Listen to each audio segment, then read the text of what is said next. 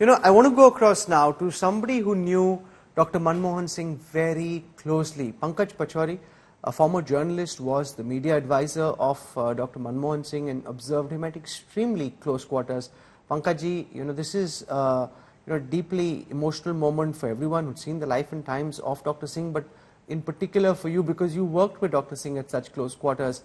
What do you think, after having observed him so closely, struck you as being the most remarkable thing about this understated man? Humility. He was so humble that he never let the chair of the Prime Minister become important. Okay, he did everything, every duty. I'm trying to find out the last, his address to the nation. There's a video somewhere I would be able to share with you. It was the humility.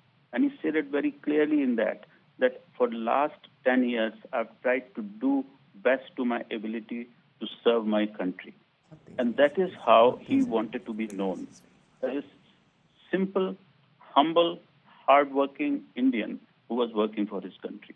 And that he did till the time he demitted office. And that was the main thing, that India of those 10 years is different from India before those 10 years and after those 10 years. He had the vision of a reformer in economy. He had the empathy to include everyone in that financial gains and our economic march towards a better country. And also, he had this facility to take different kind of opinions, different kind of ideology, different kind of people along. Don't forget, he was a capitalist reformer. And he ran a government for almost 4.5 years with communist parties. And that was his strength, that he was able to convince different people that what decisions he was taking were for the better of the society and the better of the country. Pankajji, what would you think, after seeing him at such close quarters, was something that Dr. Singh was most proud of? He had so many achievements: Manrega, RTI, liberalization, the nuclear deal. What do you think was closest to his heart? See, towards the second term of his being in office, this whole rights-based thing which he started, he said that we cannot let people behind. And this whole rights-based thing, which was Manrega, which was a right to food, right to education, all those right-based legislations which were enforced and envisioned by his government, he was very proud of that. And that's one thing he said, that people should not be left behind. And that came because his earlier life was very difficult. It was very difficult. He told me once that the first time he wore shoes was when he matriculated. And he had to go to another town, and he had no shoes. And his uncle or someone bought him that pair of shoes. So someone who studied in those kind of circumstances went on to get a scholarship at Cambridge, studied at the best of the institutions, and then headed those institutions. He was with the South Commission, which is basically an institution which coordinates between the northern and southern hemispheres. And that's where he learned that how one can work with people with different opinions and different ideologies and take them along with them. And those were the things which he was putting into practice. His work at the IMF, his work as the finance minister, at the RBI, and all that. And all that was encompassed by his empathy towards people. And which was, till he was okay, I always know that he's always come out to leave the person who is meeting at his door. And the last time I met, which was very recent, when I told him, you please keep sitting, he said, no, I'll go out. And then when he couldn't, he said, asked his wife, why don't you see him off? So that's the kind of person he was. And that's the kind of person, we needed. We need a kinder, gentler sort of a person, India, who can take together 28, I think the largest time of UPA was, there were 28 coalition partners from different ideologies and different geographies of the country. And when they used to sit together, he'll just sit there like a Yoda kind of a figure, and everyone will listen to him. When you saw the kind of charges that were leveled against him from the outside by his opponents, now how was Dr. Singh grappling with the kind of criticism that he was facing? What was happening within his close circle at that time? See, he always, these charges he took in his stride, saying that these charges will be leveled because I'm sitting in the seat which they want. Very simple. So he never took all those charges personally.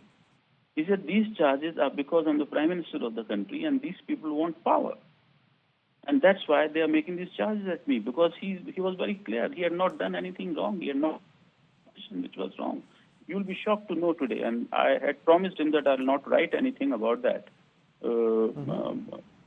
till he's alive. I'll write about it one day, that how this whole coal scam and 2G scam and all these scams, and they are falling apart now in courts. People are out. I mean, those cases are being closed one by one. Nothing has been proved so far. And that's what he kept saying in the last press conference. I remember very simply, he said that very clearly, that all these are only allegations and charges, and nothing is going to be proved. And the history is going to be kinder to him. And it is today. I see Congress party people quoting him more today. I see his rivals quoting him more today. I mean, you look at the statements being made by the Prime Minister, by the other cabinet members today. These are the same people who were making those charges those days. And he was right. He said that these charges are because these people want power and they are not personally at me.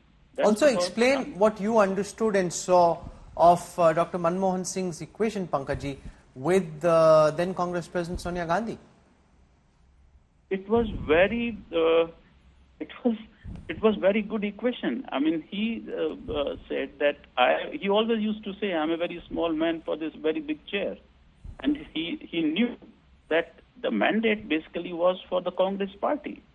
And he always worked like, first among equals. This is what the people, the makers of our constitution, they said, that the Prime Minister has to be first among equals. So he had no problems working with people like Mr. Pranab Mukherjee and others who were taking pot shots at him at cabinet meetings, because he says that I'm equal to everyone.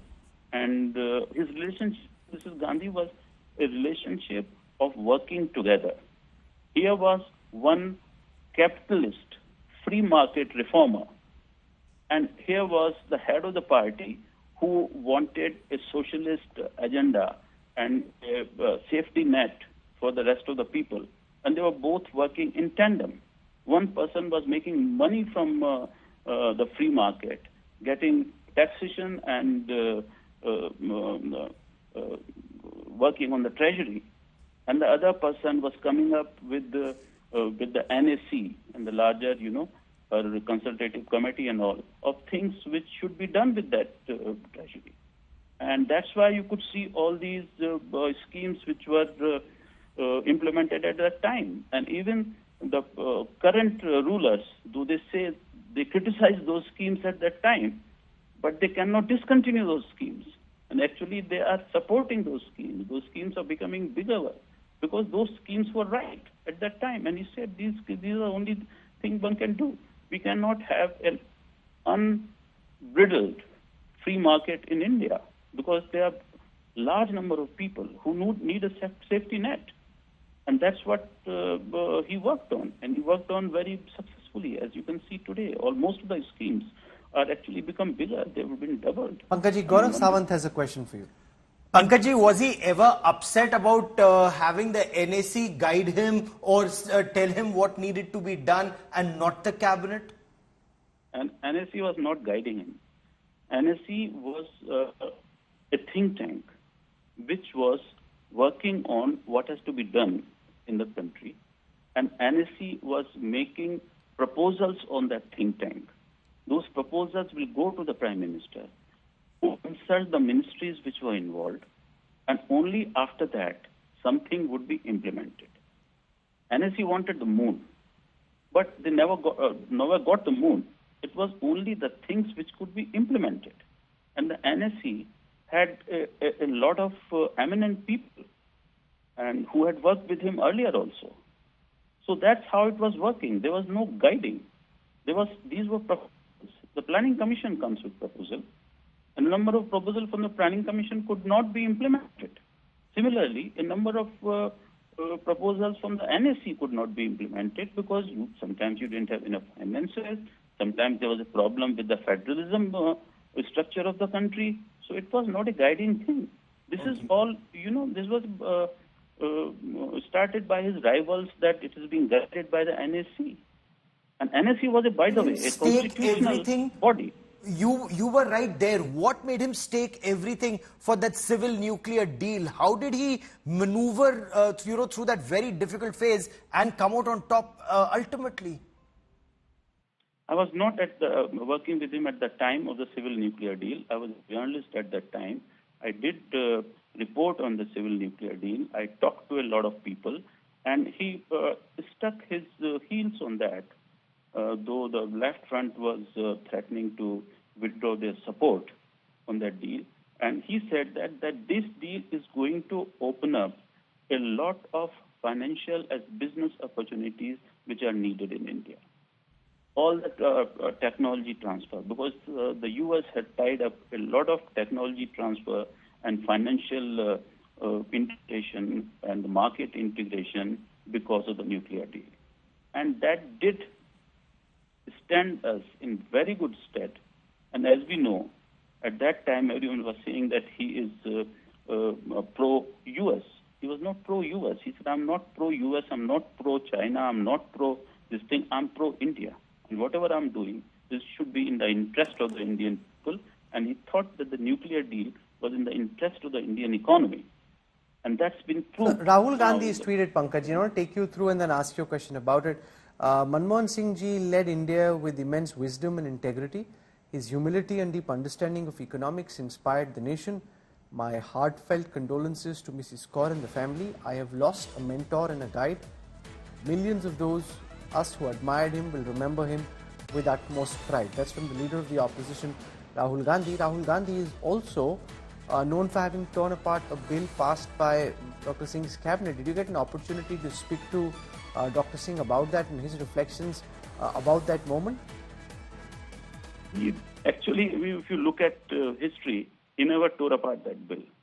Okay, he had some papers in his hands, and he said, this is all bullshit, it should be thrown away. About the bill, he had a problem. And he said that if I were there, I wouldn't have passed the bill. But Rahul Gandhi is democratic enough to say that if a bill has been passed by the cabinet of his country, he may have opposing viewpoint to that. So he did that. And even after that, Rahul Gandhi met Prime Minister a number of times. And I still remember he was, and jokingly and seriously, 3 times I remember that, he asked Rahul to join the government. Even I asked Rahul to join the government. I said, you have to learn about how this country functions. And this country is very vast and it's very complex.